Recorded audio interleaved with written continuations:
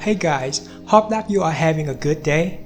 In this video, I'll share with you how to create perspective bending effect in Photoshop. Let's get started. After open your image, press Ctrl or Command J to duplicate the background. This is the basic and common step that I will do at first. We're going to flip the boat on the other side. Edit, Transform, Flip Horizontal. Then edit, Transform, rotate 90 degrees counterclockwise.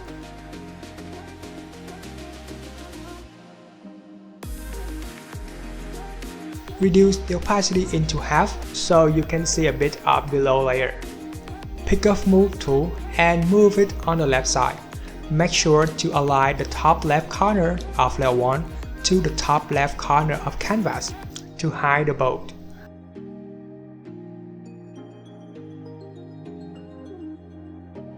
Right-click to lasso tool and select polygonal lasso tool.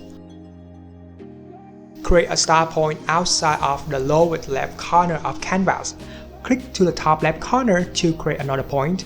Then, click to the lower right corner of layer 1, not the canvas, and for complete the selection, double-click.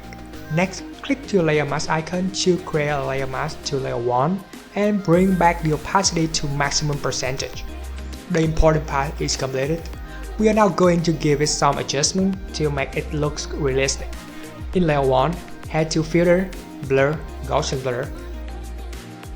Blur this layer with 0.5 pixel and confirm. Create a curve adjustment layer. Pull down the mid-tone to darken the image. Select the square icon to clip in my edge to layer 1 so that the effect will only apply to layer 1. Choose layer mask, revert it to black by pressing Ctrl or Command I. Use brush tool. Make sure foreground color is white and opacity is around 30%. Paint slightly on layer 1.